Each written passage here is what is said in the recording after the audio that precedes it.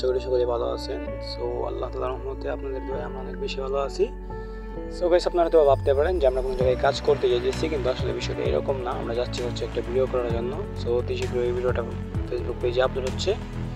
সকলেই মাই love is blog Facebook পেজের দিকে চোখ রাখবেন আর দোয়া করবেন আমাদের জন্য, আমরা যেন আপনাদেরকে প্রতিনিয়ত ভালো ভালো ভিডিও কন্টেন্ট ক্রিয়েট করে আপনাদেরকে দিতে পারি উপহারস্বরূপ।